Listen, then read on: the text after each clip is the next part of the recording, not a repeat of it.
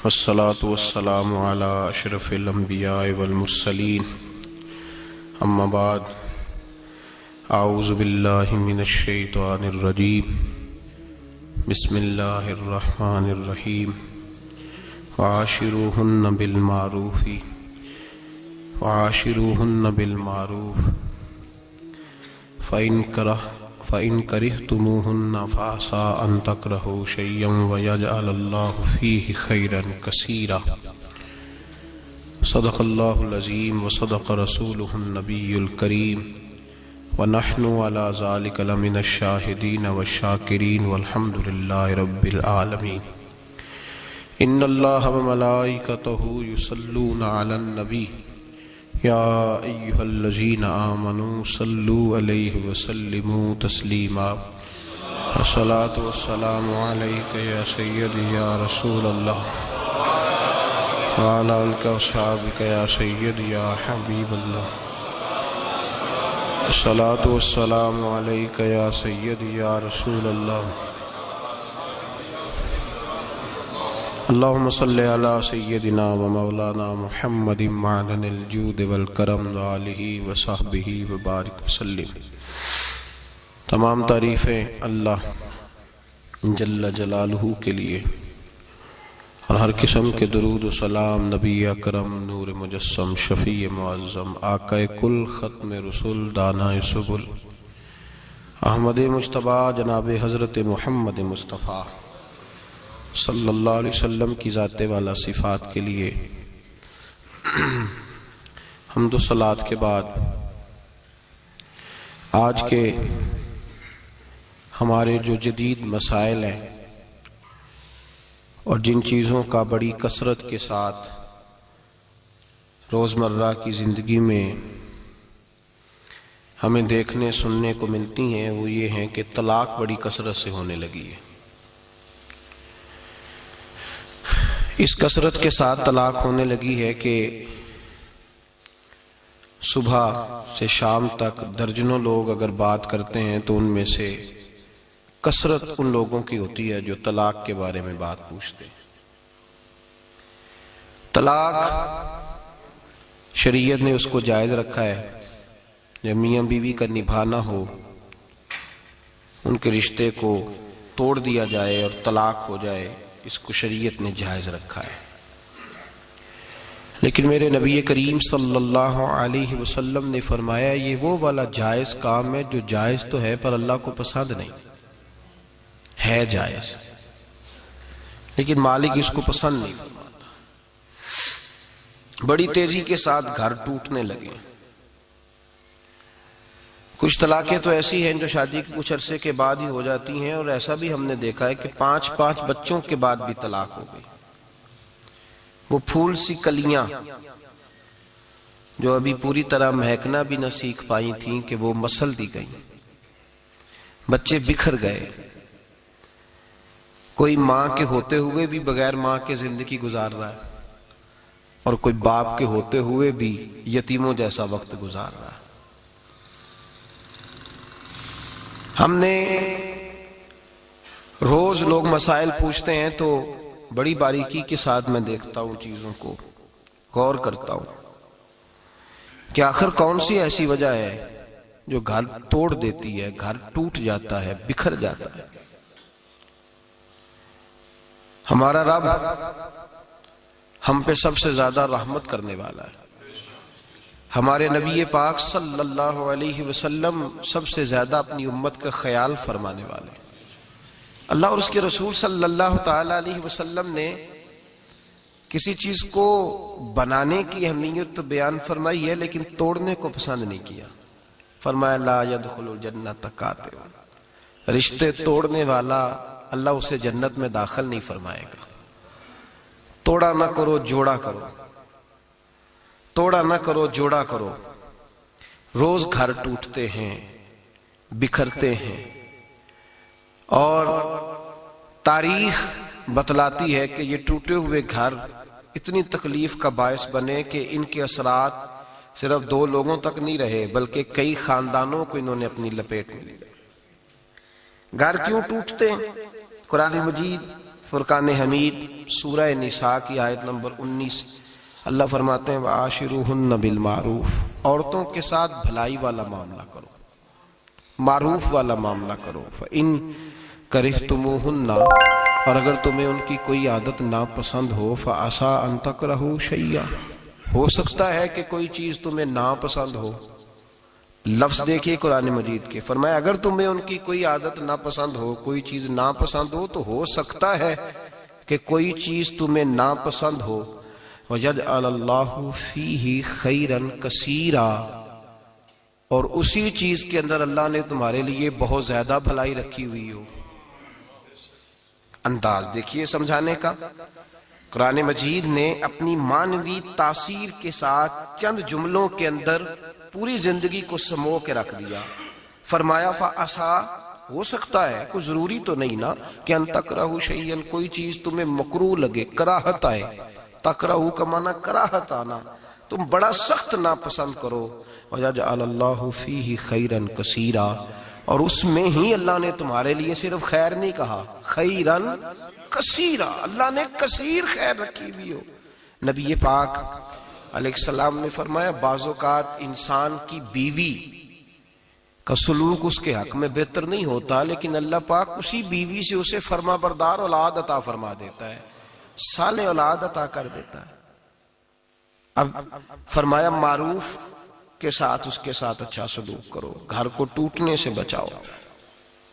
قرآن و سنت نے ہماری جو رہنمائی کی ہے، پہلی بات تو یہ ہے کہ گھر وہ ٹوٹتا ہے جس کی بنیاد ہی صحیح نہیں ہوتی، جس کی دیواریں صحیح نہیں بنائی جاتی. جو صحیح ٹوٹتا، صحیح طریقے سے جس کی آپ نے اینٹیں اور بنیادیں صحیح نہیں رکھی ہوتی، وہ ٹوٹ جاتا ہے. ہم دیکھتے ہیں ہمارے معاشرے کے اندر جو گھر تشکیل پاتے ہیں نا، جو رشتے ہم بچوں کے کرتے ہیں، ان رشتوں کے بارے میں ہمارے نبی پاک صلی اللہ علیہ وسلم نے ہماری بڑی رہنمائی فرمائی ہے، بڑی رہنمائی فرمائی.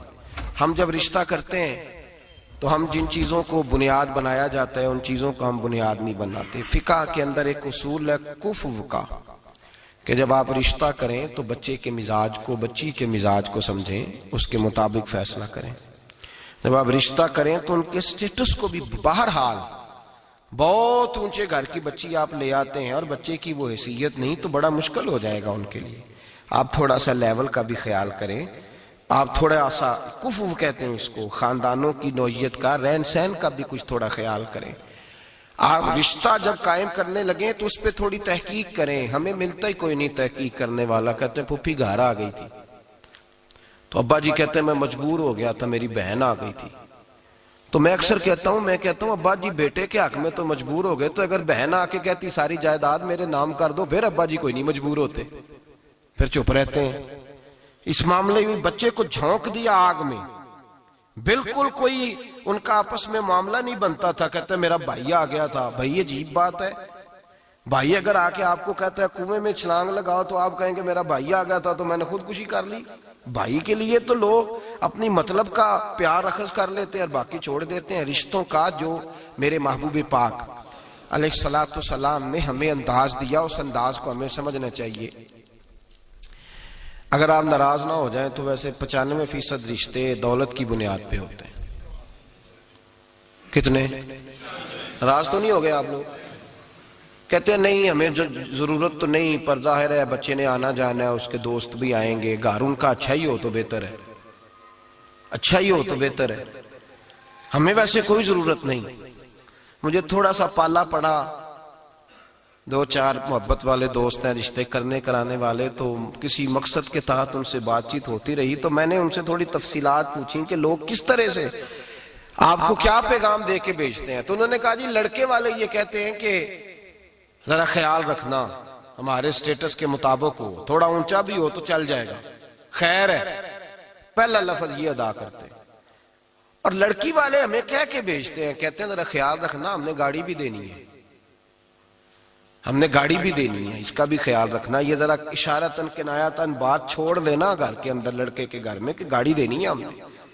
ایک بڑی تصوراتی سی سادی سی بات ہے، اس کو سمجھ لیں، آپ سمجھ لیں. مجھے اگر کسی سے پتا چل جائے کہ فلاں آدمی میری جیب پہ نظر رکھتا ہے تو میرا اس کے ساتھ خلوص کا رشتہ رہے گا؟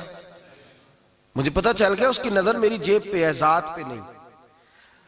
جس عورت سے آپ نکاح کرنے جا رہے ہیں اگر آپ کی توجہ ہی اس کی دولت پہ ہے تو آپ کون سا اس کو ایسا فارمولا دیں گے جس سے وہ اپنے ذہن سے یہ بات نکال پائے کہ انہوں نے شادی میری ذات سے نہیں کی، میری جیب سے کیا؟ وہ کیسے نکال پائے گی؟ ساری زندگی نہیں نکلتی، ساری زندگی۔ اور مولا جلال الدین رومی نے سخت جملہ کہا ہے پر ہے بڑا قیمتی، وہ فرماتے ہیں جب تو نے کتے کو اپنے پیچھے لگایا یہ ہڈی ڈال کے ہے، تو اب تو کیسے کہتا ہے کہ میں ہڈی نہ ڈالوں اور میرے پیچھے رہے؟ اب تو روز ڈالنی پڑے گی۔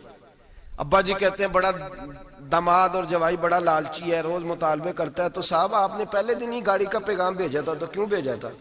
کس نے کہا تھا؟ کیوں آپ نے ایسا کیا؟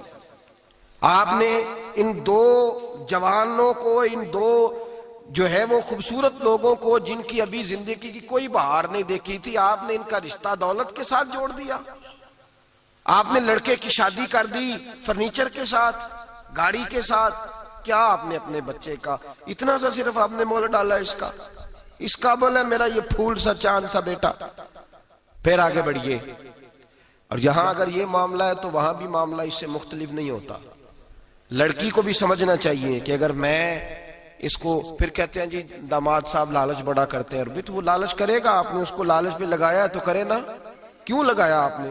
کس نے کہا تھا آپ کو لالچ پہ لگائیں؟ کیوں آپ نے وہ سارے مد و جزر اس کی؟ ہم جو غریب لوگ ہوتے ہیں، سادے لوگ گھروں میں، ہم بھی جب رشتہ دیکھنے جاتے ہیں تو کرائے کی کار لے جاتے ہیں ان پہ پریشر ڈالنے کے لیے۔ وہ بھی کوئی عام تو نہیں نا گولیاں کھیلے ہوتے، وہ بھی ہماری طرح کے ہیں، وہ بھی پڑوسیوں کے برتن منگا لیتے ہیں کھانا کھلانے کے لیے، وہ بھی دوسروں کا سامان لا کے قالین بچھا لیتے ہیں۔ تو ایک طرح کا رشتہ ہے۔ اب کیا ہوتا ہے؟ دولت کے ساتھ رشتے ہوتے ہیں۔ میرے نبی پاک صلی اللہ علیہ وسلم نے 3 باتیں بیان کی اور بڑے میٹھے، بڑے ٹھنڈے، بڑے خوبصورت۔ اس خدا را جنہوں نے بچیوں کے رشتے کرنے، منت کر رہا ہوں انہیں بچوں کے رشتے کرنے، خدا را ان کی بنیاد صحیح رکھنا۔ ہم تو ایک سائیڈ پہ ہو جائیں گے، بڑے لوگ تو بڑی جلدی کونوں میں گھس جائیں گے۔ ان کو آگ میں نہ جھونکنا، خدا را بیٹے کے ساتھ ظلم نہ کرنا، بیٹی کے ساتھ زیادتی نہ کرنا، ان کو ساری زندگی آپس میں جھگڑنے کے لیے تنہا نہ چھوڑ دینا۔ میرے نبی کریم صلی اللہ علیہ وسلم نے فرمایا 3 چیزیں دیکھ کے لوگ شادی کرتے ہیں۔ حضور کیا؟ اللہ کے حبیب نے فرمایا لوگ دولت دیکھ کے شادی کرتے ہیں۔ اپنی بیٹے اور بیٹے کی شادی دولت دیکھ کے نہ کرنا، دولت متکبر بنا دیتی ہے۔ لفظ حدیث میں فرمایا نہ خالی دولت نہ دیکھنا، خالی دولت دیکھ کے شادی نہ کرنا، یہ متکبر بنا دے گی۔ اور جو بی دولت لے کے آئے گی، جب وہ خامد کو عزت نہیں دے رہی تو خامد کی ماں کا تو دوسرا حصہ ہے، خامد کے باپ کا تو تیسرا درجہ ہے، اس کے بہن بھائیوں کا تو چوتھا درجہ ہے۔ تو بھائی جو خامد کو ہی سمجھتی ہے کہ یہ تو میری دولت کے پیچھے آیا ہے تو کسی اور کو کس نظر سے وہ دیکھے گی؟ میرے نبی کریم علیہ السلام نے فرمایا لوگ چہرے کی ظاہری خوبصورتی دیکھ کے شادی کرتے ہیں، ظاہری خوبصورتی دیکھ کے، خالی حسن دیکھ کے شادی نہ کرنا، یہ تو سرکش بنا دیتا ہے۔ حضرت ابو بکر شبلی رحمت اللہ علیہ صوفی بزرگ تھے، ایک نوجوان آ گیا، کہنے لگا حضور میں آپ کی بیٹی پہ عاشق ہو گیا ہوں، اور میں ڈائریکٹ اس کی طرف نہیں گیا، میں نے اس کو کوئی وسوسہ دے کے اپنے ساتھ اس کو ایڈجسٹ کرنے کی کوشش نہیں کی، میں اخلاقیات کے دائرے میں رہ کے رشتہ لینے آیا ہوں۔ فرمایا تجھے میری بیٹی کی کون سی چیز اچھی لگی؟ نوجوان کہنے لگا خوبصورت بڑی ہے۔ آپ نے فرمایا ٹھیک ہے، تو 1 مہینے کے بعد آنا، میں تیرا رشتہ کر دوں گا۔ حضرت نے اس کو دوائی کھلائی، بچی کو دست آنے لگے، پخانے لگ گئے۔ 1 مہینہ سارا وہ پخانے کرتی رہی، وہ جو پخانہ کرتی تو ایک مٹکے میں گھڑے میں سنبھال دیتے۔ 1 مہینے کے بعد وہ نوجوان آیا، اس نے دیکھا کہ اس کی آنکھوں کے نیچے سیاہیاں پڑ گئی ہیں، رنگ بدل گیا ہے، کمزور ہو گئی ہے، ہاتھ کانپتے، ہڈیوں کا گٹھا بن کے لگی ہوئی ہے۔ فرمایا آجا میں تیار ہوں۔ پردہ ہٹایا کہ یہ میری بیٹی ہے، شادی کرنے لگا، میں نے تو نہیں اس سے شادی کرنی۔ کہا تو کہتا تھا عشق ہو گیا ہے، پیار ہو گیا ہے۔ تو اس نے کہا صاحب میں تو اس کی خوبصورتی سے پیار کرتا تھا۔ تو آپ نے فرمایا اگر شادی کے بعد میری بیٹی بیمار ہو جاتی، اگر نکاح کے بعد اس کے حالات بگڑ جاتے تو کیا کرتا؟ آپ نے فرمایا ادھر آ، میں تجھے بتاؤں تجھے پیار کس چیز کے ساتھ تھا۔ اس کا بازو پکڑا اور گند والے مٹکے پہ لے گئے، فرمایا تو اس گند سے پیار کرتا تھا، یہ ہے تیری محبت۔ میرے نبی پاک صلی اللہ علیہ وسلم نے گھر ٹوٹنے سے بچانے کا نسخہ پہلے یہ بتایا، فرمایا خالی دولت دیکھ کے شادی نہ کرنا، دولت متکبر بنا دے گی، اور خالی حسن دیکھ کے شادی نہ کرنا، حسن آدمی کو سرکش بنا دیتا ہے۔ حضور کیا دیکھیں؟ فرمایا دین دیکھ کے شادی کرنا، اللہ تمہارے لیے برکت پیدا فرما دے گا۔ دین دیکھ کے نکاح کرو، دین دیکھ کے نکاح کرو۔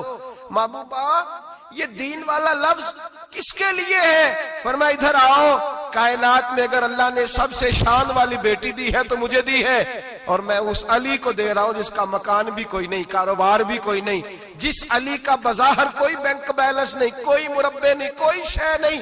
حضور علی کے پاس کیا ہے؟ فرمایا میرا علی عشاء کے بعد قرآن شروع کرتا ہے تو فجر سے پہلے ختم کر دیتا ہے۔ میرا علی صبح کی نماز کے وقت تلاوت شروع کرتا ہے تو ظہر سے پہلے قرآن مجید پڑھ دیتا ہے۔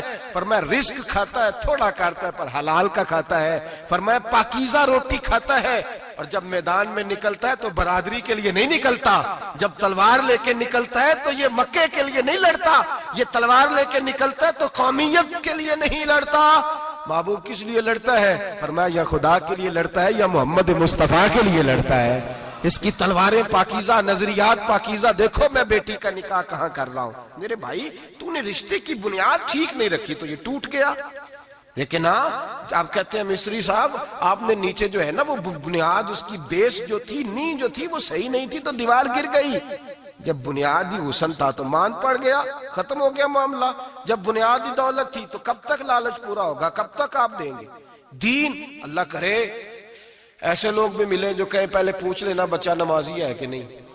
اللہ کرے کہ رشتے ڈھونڈتے وقت یہ کوئی پوچھنے لگ جائے، اللہ کرے کہ کوئی پوچھنے لگ جائے کہ بچی پردہ دار ہے کہ نہیں، اللہ کرے کوئی پوچھنے لگ جائے کہ بچہ قرآن شریف کے ساتھ دلچسپی رکھتا ہے کہ نہیں، اسے حضور کی نعتیں اچھی لگتی ہیں کہ نہیں، وہ نبی پاک کے نام کا نعرہ لگانا جانتا ہے کہ نہیں، کبھی اس کی آنکھوں میں مصطفیٰ کے لیے کوئی آنسو آیا ہے کہ نہیں، کبھی وہ تڑپا ہے کہ نہیں، کبھی وہ رویا ہے کہ نہیں، کبھی اسے محبوب پاک علیہ السلام کی غلامی پہ ناز ہوا ہے کہ نہیں، کبھی ایسا ہوا ہے کہ وہ سر پہ پگڑی باندھ کے، چہرے پہ داڑھی سجا کے، سفید رنگ کا جوڑا پہن کے شیشے کے آگے کھڑے ہو کے کہتا ہو آج میں بڑا حسین لگ رہا ہوں اس لیے کہ میں اپنے محمد عربی کے لباس پہ لپٹا ہوا ہوں، اپنے رسول کا میں نے انداز اپنایا ہے۔ اللہ کرے ایسے بھی ہونے لگے، یہاں تک ہوتا ہے۔ اماں کہتی ہے بیٹے پیر صاحب سے کہنا تھوڑا موقع دیں، تیری شادی کر لیں، اس کے بعد ٹھیک ہے پھر داڑھی شاڑی۔ تو میں کہا کرتا ہوں بیوی لانی کاہے کو ہے جسے داڑھی پسند نہیں، لانی کاہے کو ہے جس کو داڑھی پسند نہیں۔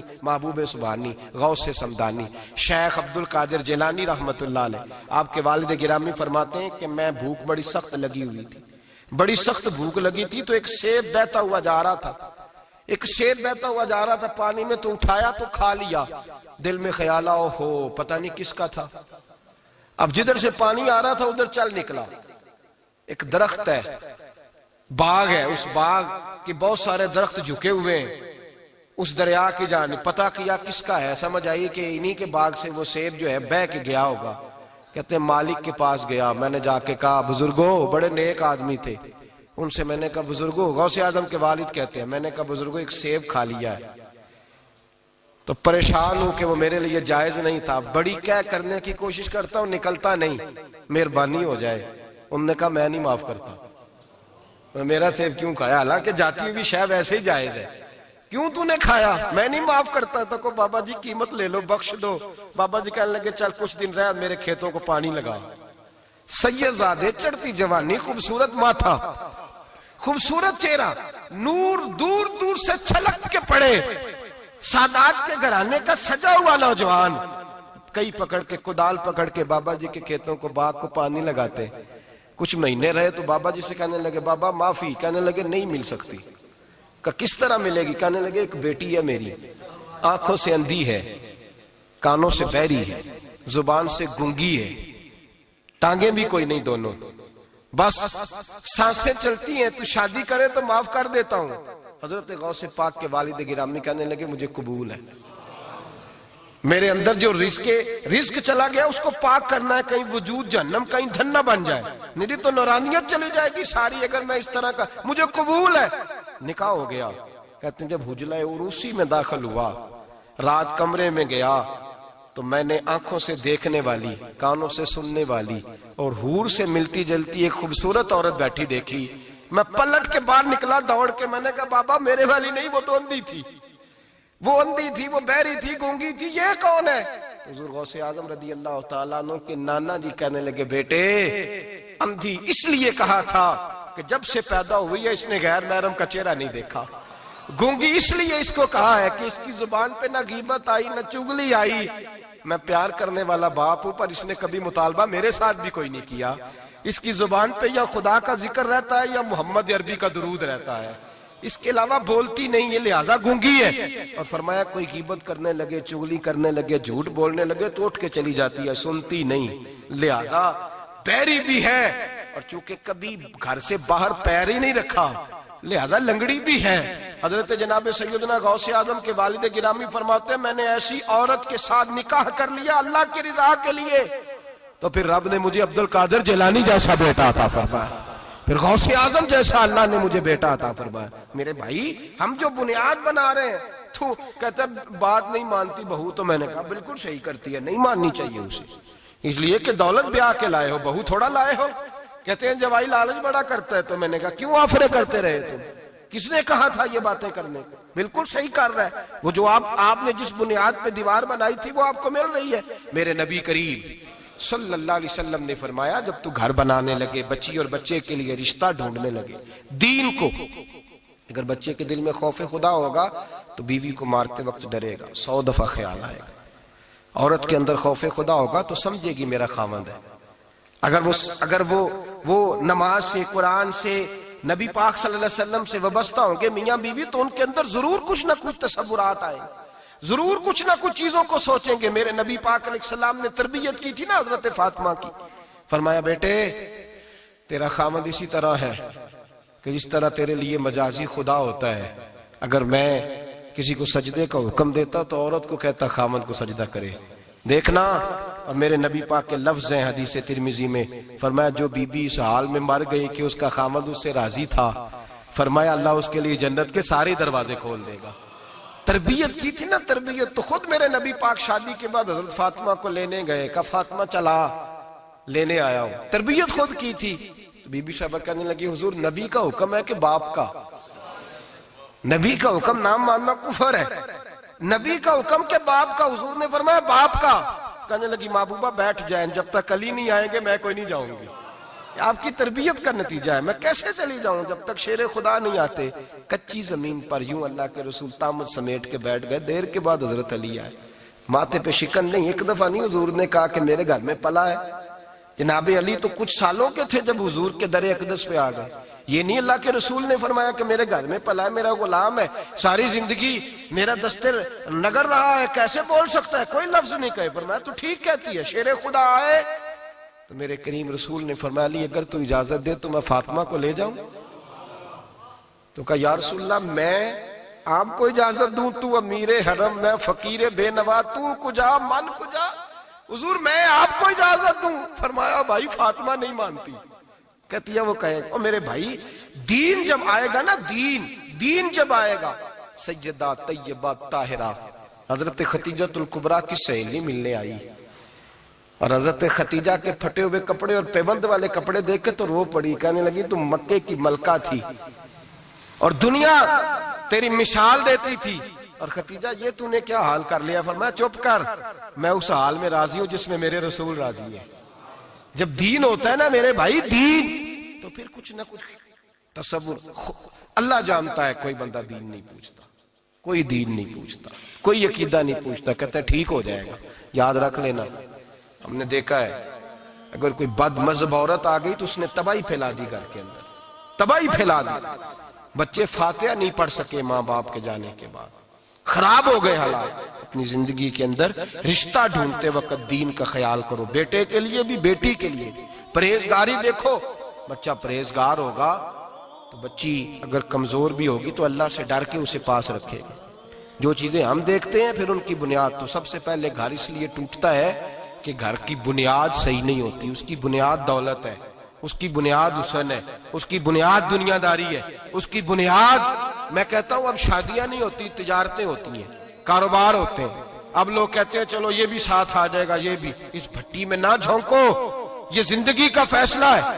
اور اس کے بعد گھر اس لیے ٹوٹتا ہے کہ ہم ان کی مذہبی شرعی تربیت نہیں کر پاتے. توجہ ہے آپ دوستوں کی. نبی پاک صلی اللہ علیہ وسلم نے کہا ہے کہ مرد شادی اس وقت کرے جب نان و نفقہ دے سکتا ہے, کیا لفظ ہے جی؟ نانو، وہ کیا ہوتا ہے؟ ضروریات. اس میں پارک میں جانا شامل نہیں، اس میں پارک میں جانا شامل نہیں، اس میں 4-5 دن کے لیے مری کی رہائش شامل نہیں، اس پیکج میں وہ شامل نہیں. یاد رکھیں، یہ بھی ٹریننگ دیں. ابا جی آگے کہتے ہیں، ابا جی، بچی کے ابا جی کہتے ہیں پتر بالا نو کدی کدی لے جایا کر، خدا کا خوف کرے. نانو نفقہ اور چیز ہے. ہاں وہ مرد کی طاقت کے مطابق ہے نانو نفقہ شریعت نے کہا، لیکن نانو نفقے سے مراد میرے نبی پاک صلی اللہ علیہ وسلم نے فرمایا جو خود کھائے وہ بیوی کو کھلائے، جو خود پہنے وہ بیوی کو. فرمایا تو اپنے گھر والوں پہ آسانی کر، اگر تو صاحب حیثیت ہے تو انہیں اچھا خرچ دے، کوئی حرج نہیں. فرمایا اگر تو بال بچوں کو بھی کھلائے گا تو اللہ تجھے صدقے کا ہی ثواب عطا فرمائے گا. لیکن اس کے اندر جو ڈیمانڈز ہیں، جو مطالبات ہیں، جو روز بروز بڑھتی ہوئی خواہشات ہیں، جو طرح طرح کے مسائل ہیں، اس کے اندر یہ شامل نہیں ہے کہ اگر بچی کی جو ہے وہ شادی ہوگی رشتہ داروں میں تو وہاں بھی 2 لاکھ اس میں نانو نفقے میں شامل ہے. یہ کوئی شامل نہیں، وہ اس کی حیثیت کے مطابق سلامی ہے. ہم لوگوں نے بچوں کو یہ سمجھایا ہی نہیں. تم نے اپنے گھر کے اندر گزارا کرنا ہے، جس طرح کے بھی حالات ہو تم نے اپنے گھر کے اندر رہنا ہے، وہاں رہ کے تم نے اپنا وقت گزارنا ہے. نہ بچے کو، اگر بچے کی تربیت کی جائے گی تو وہ بھی کبھی نہیں دیکھے گا سسرال کے ہاتھوں کی طرف، کبھی گھر نہیں ٹوٹے گا، محنت سے کمائے گا، جد و جہد کرے گا. اور اگر بچی کو سمجھایا جائے گا وہ بھی ناجائز مطالبات نہیں کرے گی، اپنی عزت کو اپنے گھر کے اندر محفوظ کرے گی. میرے نبی پاک صلی اللہ علیہ وآلہ وسلم نے ارشاد فرمایا کثرت کے ساتھ عورتیں جہنم میں جائیں گی. یا رسول اللہ کیوں؟ فرمایا ایک تو وہ غیبت زیادہ کرتی ہیں، دوسرا اپنے خامند کی ناشکری بہت کرتی ہیں. ہر بات میں کہتی ہیں نہیں یہ بھی کوئی نہیں، یہ بھی کوئی نہیں، ساری زندگی رو کے گزار دیتی ہیں، دو کی ختم نہیں ہوتے، یہاں بھی مسئلہ ہے، یہاں بھی مسئلہ ہے. تربیت کریں، ان کو سمجھائیں. وہ گھر ٹوٹ جاتا ہے جس گھر کے اندر ناجائز مطالبات ہونے لگتے ہیں، وہ گھر ٹوٹ جاتا ہے. درجنوں لوگ ایسے ہیں جو سوسائٹی میں آگے بڑھنے کے لیے ڈاکو بن گئے، 20 لوگ ایسے ہیں جو معاشرے کے برابر ہونے کے لیے قاتل بن گئے.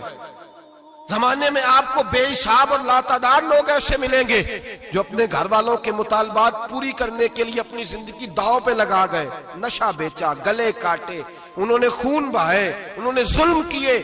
نہ ایسے مطالبات کی عادت بنائیں. اپنے گھر کے اندر فقر کے ساتھ، درویشی کے ساتھ گزارا کرنا سیکھیں. میرے نبی پاک سید عالم صلی اللہ علیہ وسلم نے نان نفقہ مرد کی حیثیت کے مطابق رکھا ہے. عورت کو کہا ہے کہ تو اس لیول کے اندر رہ کے اپنے اوقات کو صرف کرے گی، نہ بچوں کو اتنی بڑی بڑی عادات کا شکار کریں کہ بعد میں ان کے معاملات بگڑ جائیں. میرے حبیب پاک صلی اللہ علیہ وسلم نے فرمایا مرد پر اس کی طاقت کے مطابق ہم نے ڈالا. دوسری بات یہ کہ جب پہلی بات یہ کہ بنیاد ٹھیک نہ ہو تو گھر ٹوٹ جاتا ہے. دوسری بات یہ کہ جب مطالبات ضرورت سے زیادہ ہوں، وہ مرد کے ہوں یا عورت کے ہوں، پھر بھی گھر قائم نہیں رہتا. عورت سے جو مرد مطالبہ کرے گا وہ بھی اس کی طاقت، اس کی ہمت کے مطابق اس سے مطالبہ کرے گا، اس سے زیادہ کوئی مطالبہ وہ نہ کرے. عورت بھی جو مطالبہ، اس بات کو آپ سمجھیے ذرا، اس کی وضاحت نہیں ہو سکتی، اس اشارے کو سمجھیے. مرد بھی بیوی سے اس کی طاقت سے زیادہ مطالبات نہ کرے، اور عورت بھی اس سے کوئی ایسا مطالبہ نہ کرے جو مرد پورا نہ کر پائے. میرے حبیب پاک علیہ السلام نے بقدر ضرورت ان پر فرائض رکھے. پھر آگے بڑھیے، گھر کے ماحول کے اندر باہر والی ٹینشنیں کبھی نہ لے کے جائیں ورنہ گھر ٹوٹ جاتا ہے. جو باہر کی ٹینشنیں ہیں نا ان کو باہر چھوڑیں. زندگی میں جو آدمی کسی کی غلطی کسی پہ ڈالتا ہے وہ بہت بڑا ظالم جابر ہوتا ہے. میاں صاحب کہتے ہیں اوہو گھر آئے، وہ بچے بیچارے ترس رہے تھے کہ ابا جی گھر آئیں گے تو ہم ان کے گلے پہ پکڑیں گے، کودیں گے، مطالبہ کریں گے، آئس کریم منگائیں گے، خوش ہوں گے. اور یہ صاحب گھر گئے تو کہتے ہیں پرا لے جا، میں بڑا تھکے آیا ہوں، میرے نیڑے کوئی شے نہ آئے. کیوں بھائی، کیا طوفان تھا جو باہر آپ نے تھمایا ہے؟ کون تھی ایسا پہاڑ تھا جو صاحب توڑ کے نہر دودھ کی نکال کے آئے ہیں؟ تھوڑے ٹھنڈے رہیں، یہ بھی آپ کی ذمہ داری ہے، اس پر بھی آپ نے توجہ کرنا ہے. مہربانی کریں. خامہ صاحب گھر میں آتے ہیں کہا پیچھے پیچھے ہٹ جاؤ، تمہیں پتہ نہیں کہ کوئی گھر کے اندر افلاطون آ گیا. ایسے ہی کوئی گھر میں میری مرضی کے خلاف بول پڑا تو میں ادھیڑ دوں گا، سیدھے ہو جاؤ بس. بچے بھی سہمے ہوئے ہیں، بیوی بھی کھانا رکھ کے تو بھاگ گئی ہے کہ اس کے ساتھ بات کوئی نہیں کرنی، تاروں میں کرنٹ بڑا سخت ہے، کہ کوئی جالی نہ مرے. ایسا نہ کریں اپنی زندگی کے اندر، یہ رونے کی بات ہے، اس پر غور کریں. ہم کیا کرتے ہیں، ہم اس کے اندر باہر کی ساری ٹینشنیں گھر لے آتے ہیں. میرے حبیب پاک سید عالم نور مجسم سیدہ طیبہ طاہرہ حضرت عائشہ صدیقہ فرماتے ہیں حضور گھر آتے تو ہنستے ہوئے آتے. اور گھر کا کوئی کام نہیں ہوا ہوتا تو حضور پکڑ کے کرنا شروع کر دیتے. اور یار یہ میرے نبی پاک کی یہ اس مزاج کے اس اعلیٰ حسن کو سمجھو. ایسا کوئی محبوب کہیں ہوگا نہ کہیں ہے, بیٹھا ہے چٹائی پہ مگر عرش نشیں ہے. محبوب ایک یہ 7 بیٹی رہتی ہے, 7. حضور کے گھر کے متصل حضرت فاطمہ کا گھر ہے. میرے کریم نے ایک دن گئے, فرمایا فاطمہ تیاری کرنا, آج میں نے تیرے گھر میں سونا ہے. ساتھ ہی تو رہتے ہیں, کیا ضرورت ہے, لیکن حضور نے گھر کا ماحول اندر کا خوشنما بنا, تیرے گھر سونا ہے. حضرت فاطمہ کہتے ہیں حضور میرے گھر آئے, چارپائی پہ لیٹے تو اللہ کے رسول نے فرمایا بچے دونوں میرے ساتھ سوئیں گے, حسن ادھر سوئے گا, حسین ادھر سوئے گا, یا میرے ساتھ سوئیں گے دونوں شہزادے. فرماتی آدھی رات کا وقت ہوا تو حسن اور حسین دودھ مانگنے لگے تو حضور نے فرمایا فاطمہ اٹھ, حسن کو تو دودھ ڈال کر دے, حسین کو میں دیتا ہوں. گھر کے اندر میرے نبی پاک شستگی والا مزاج, خوبصورتی والا, پیار والا مزاج بنا کے رکھتے تھے. اور بی بی صاحبہ بھی, میں نے مرد کی بات پہلے کر لی ہے, بیویاں ناراض نہ ہو جائیں, پہلے خاوند کی بات کی ہے جو کوتاہی پائی جاتی ہے. اب بی بی صاحبہ بھی اللہ کرے وہ ساس بیچاری بوڑھی عورت تھی, بیمار تھی, کسی تلخی میں اس نے کوئی بات کر دی, تو اب وہ گھر آیا تو خاوند نے آ کے پوچھا روٹی, انہوں نے کہا میرے کو نہیں پک رہی.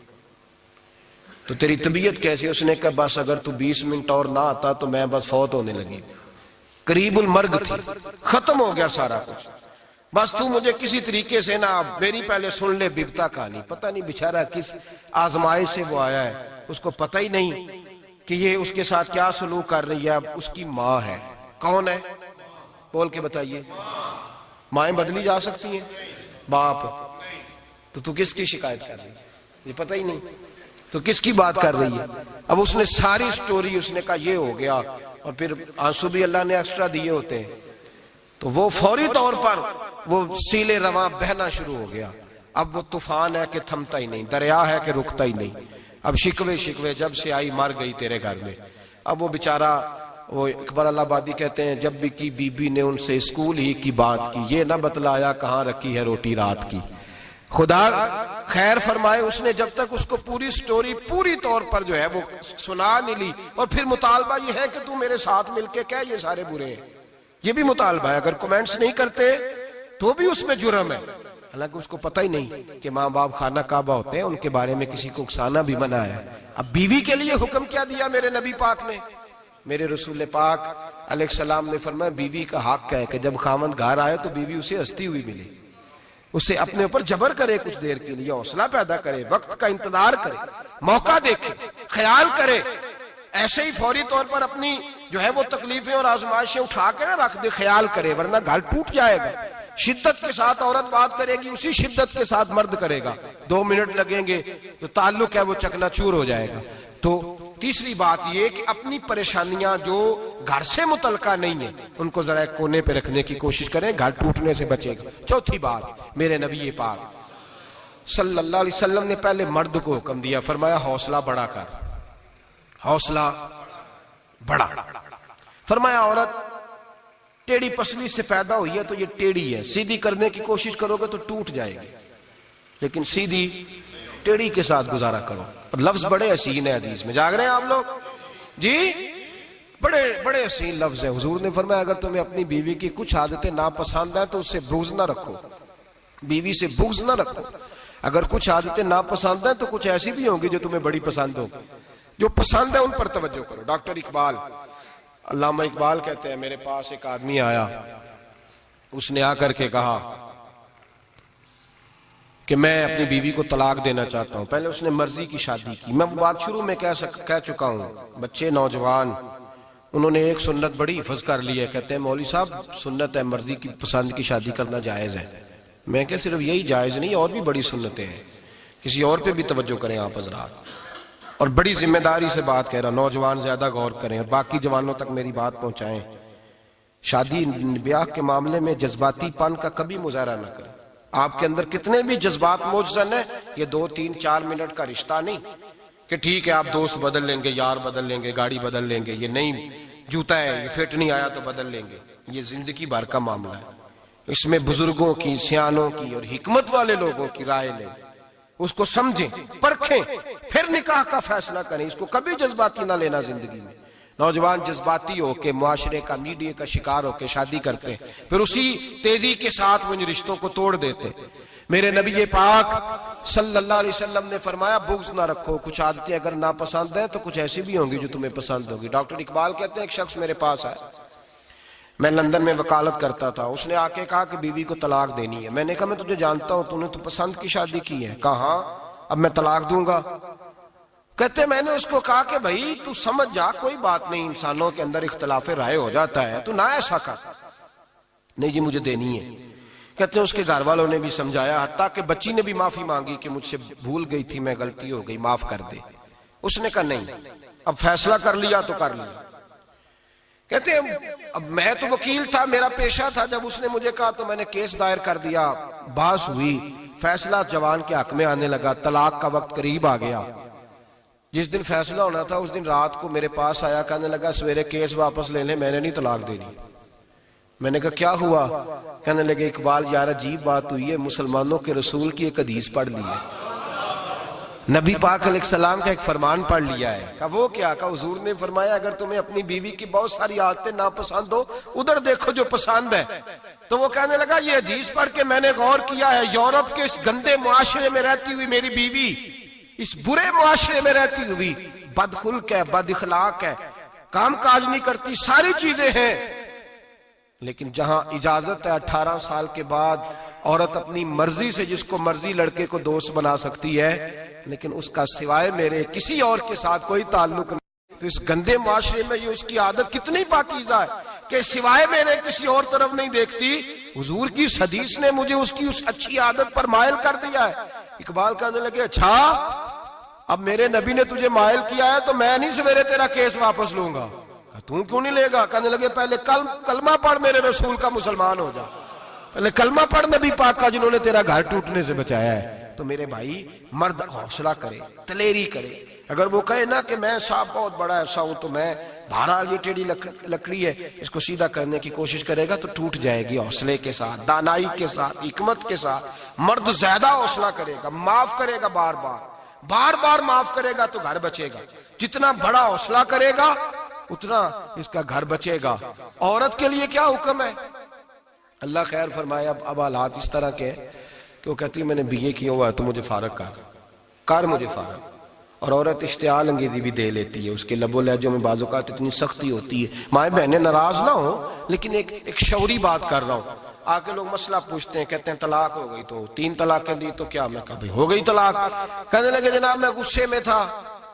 میں نے کہا طلاق تو خیر غصے میں ہی ہوتی ہے، لیکن مرد غصے میں طلاق دیتا ہے، غصے میں ہی دیتا ہے، لیکن ایک سوال میرے ذہن میں ہے، مرد کو غصہ کون دلاتا ہے؟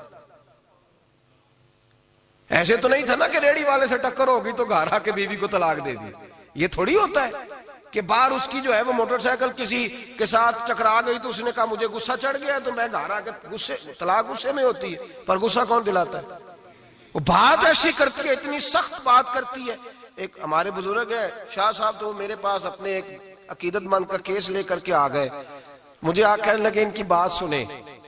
میں نے کہا یار تیرے 6 بچے، اور آپ یقین کریں میری آنکھوں میں آنسو ان بچوں کو دیکھ، اتنے خوبصورت بچے۔ تو میں نے کہا کہ کیوں تو نے طلاق دی؟ کہنے لگا اس نے کوئی 1 دفعہ نہیں 100 دفعہ مانگی ہے، اور کل تو اس نے جملہ اس طرح کا، جب طلاق ہوئی تو اس دن اس نے جملہ اتنا سے، اس نے مجھے کہا اگر باپ کا ہے تو دے طلاق۔ اب لوگ بھی 100 کھڑے تھے تو میری غیرت کا مسئلہ بن گیا۔ تو اشتعال کون دلاتا ہے؟ اب سنیں ترمذی کی حدیث، میرے نبی کریم سید عالم صلی اللہ علیہ وسلم نے فرمایا 500 سال لگیں گے جنت میں جانے میں۔ اتنی دور بندہ ہوگا کہ 500 سال کا سفر ہے، اتنی پہلے جنت کی خوشبو آنے لگ جائے گی۔ ترمذی میں میرے نبی پاک نے فرمایا جس بی بی نے زندگی میں 1 مرتبہ بھی اپنے خاوند سے بغیر شرعی وجہ کے، شرعی وجہ ہے کہ بد مذہب ہو گیا، بد عقیدہ ہو گیا، اس کے مزاج میں کردار میں گندگی آ گئی، بغیر وجہ شرعی کے اگر کسی عورت نے زندگی میں 1 مرتبہ بھی اپنے خاوند سے طلاق کا مطالبہ کیا تو اللہ اس بی بی کو جنت کی خوشبو بھی نہیں دے گا، 1 مرتبہ بھی۔ اور جو روز کہے دن میں 6 مرتبہ کار فارغ 6 معنی دار، یہ حدیث رٹائیں عورتوں کو، انہیں سمجھائیں کہ گھر ٹوٹ جائے گا جس دن اس نے دے دی۔ اور یاد رکھیں شیر آ گیا، کسی نہ کسی دن شیر آ بھی جاتا ہے۔ تو یہ نہ سمجھے کہ روز حوصلہ کرتا ہے تو خدا جانے کیا بنے گا، کسی نہ کسی دن شیر بس الشیطان جاسم علی قلب ابن آدم، شیطان گھر ٹوٹتا ہے اس لیے کہ نہ مرد حوصلہ کرتا ہے نہ عورت حوصلہ کرتی. تھوڑا سا حوصلہ پیدا کرے. اور ہاں، بیوی اگر کبھی کسی ایسی بات پر بات کرے یا اس کا مزاج ایسا ہو، تلخ ہو، صبر کرے، حوصلہ کرے. میرے نبی پاک علیہ السلام نے فرمایا بغض نہ رکھے، حوصلہ کرے. مرد کو حکم ہے حوصلہ کرے، دلیری پیدا کرے.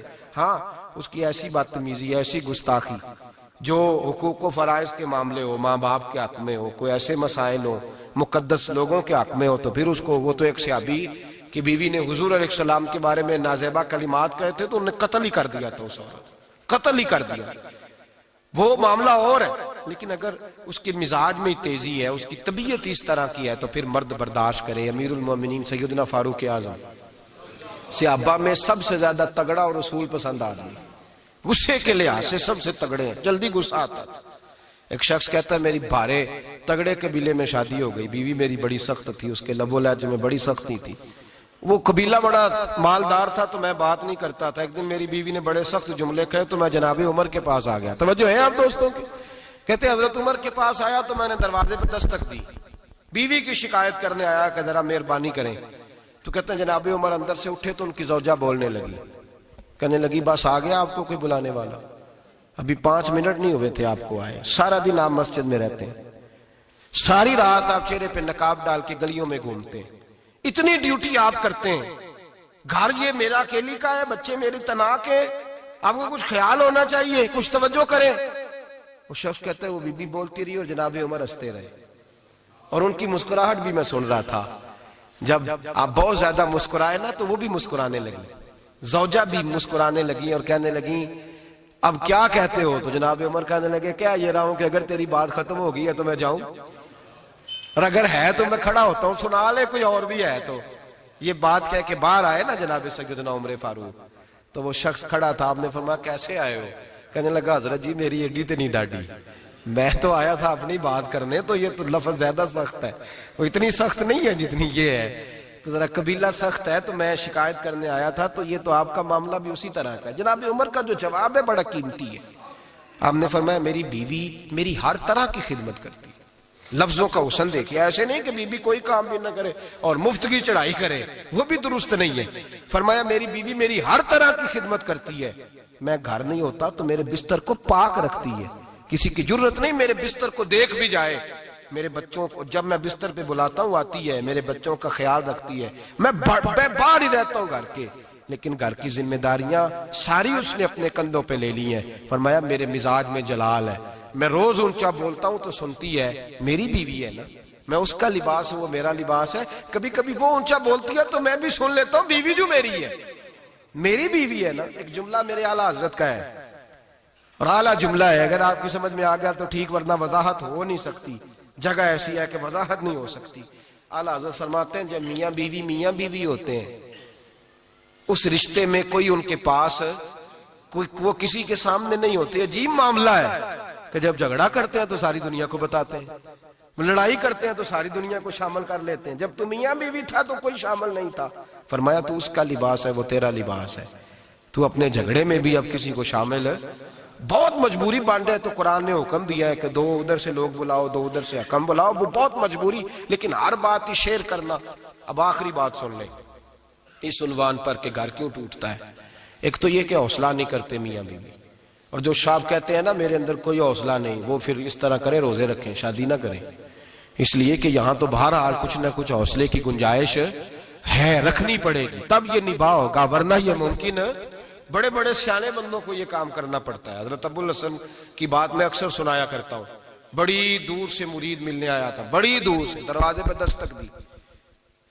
وہ کہتا ہے میں سینکڑوں میل کا سفر طے کر کے آیا دروازے. اور یہ بات اتنی خوبصورت ہے، مجھے اس واقعے سے اتنی دلچسپی ہے کہ 2 سال پہلے رمضان کا ایک درس تھا، تو ایک صاحب کہتے ہیں میں آپ وہ بات بیان کر رہے تھے تو میں سٹام لینے آیا تھا گکھڑ سے بیوی کو طلاق دینے کا.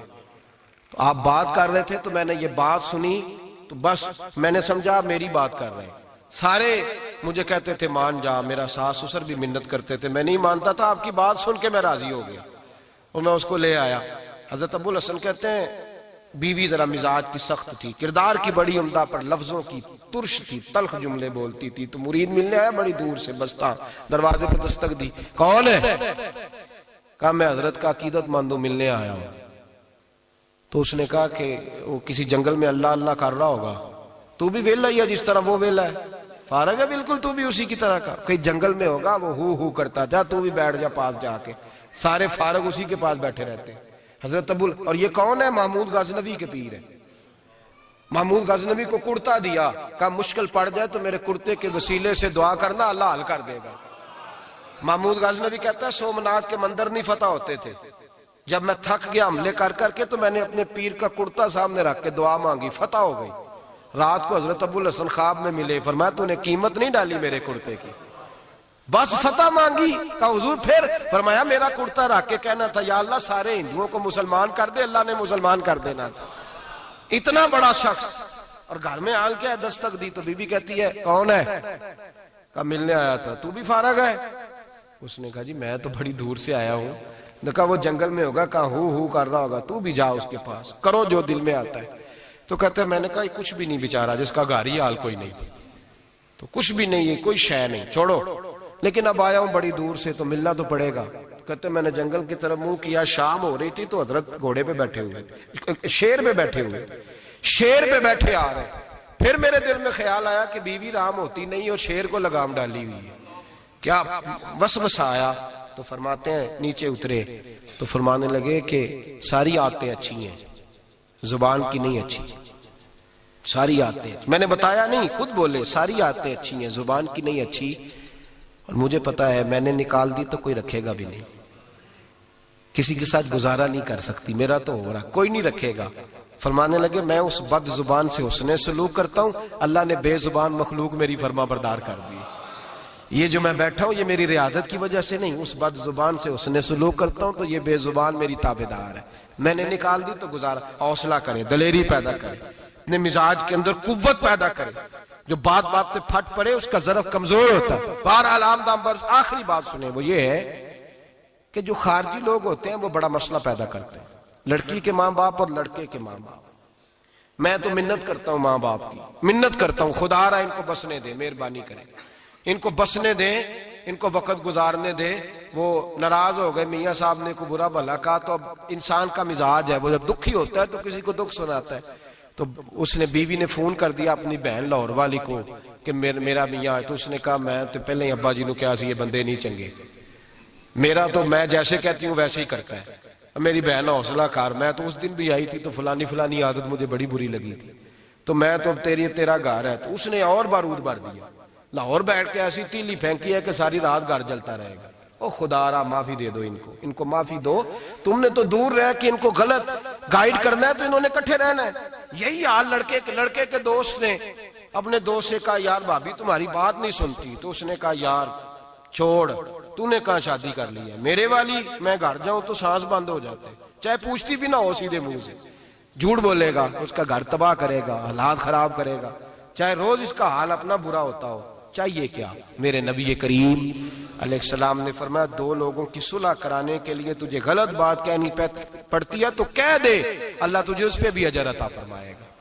ان کو کہے کہ یار کوئی بات نہیں، انسان کے کبھی رویے کچھ ہوتے ہیں، کبھی کچھ ہوتے ہیں، کبھی اندر کوئی ٹینشن ہوگی تیرے ساتھ، ان کو اچھا گائیڈ کریں، اس لیے کہ ان دونوں نے اکٹھے رہنا ہے، تم نے تو فطور ڈال کے نکل جانا ہے۔ میرے نبی پاک علیہ السلام کی حدیث سنیں، حضور نے فرمایا لعنتی ہے وہ شخص جو مرد کو عورت کے خلاف اکساتا ہے اور عورت کو مرد کے خلاف اکساتا ہے، وہ لعنتی ہے، وہ کوئی بھی ہو، مائیں بھی اور باپ بھی اور بہنیں بھی، سارے اس بات کا خیال کریں، غلط فکریں دماغوں میں نہ چھوڑے۔ آپ اپنا گھر بسائیں گے، سائیڈ پہ ہو جائیں گے اور یہاں تباہی اتر جائے گی۔ مہربانی کریں، گھر ٹوٹتا تب ہے جب باہر والے فساد برپا کرتے ہیں۔ میں ایک جملہ اکثر کہا کرتا ہوں، میاں بیوی کا اپنا جھگڑا نہیں ہوتا، جب بھی ہوتا ہے کسی تیسرے کی وجہ سے ہوتا ہے، اور جب گھر ٹوٹ جاتا ہے تو مصیبت اس کے لیے ہوتی ہے، خامند کے لیے یا بیوی کے لیے۔ اور یہ جو گھر ٹوٹتے ہیں تو سب سے زیادہ شکار وہ نونہال ہوتے ہیں جن کو باپ کی بھی ضرورت ہوتی ہے، ماں کی بھی ضرورت ہوتی ہے۔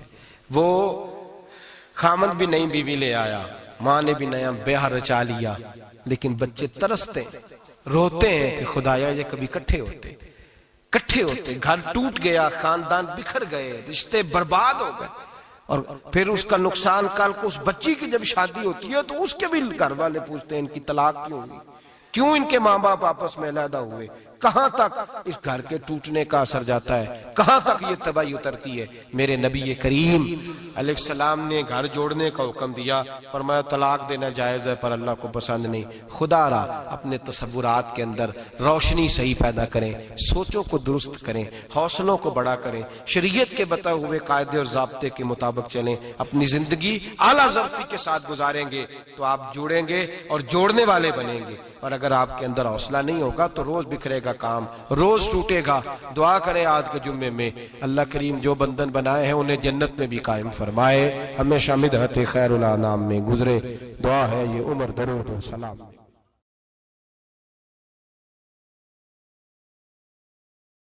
کافر اسی پچ ہو گیا،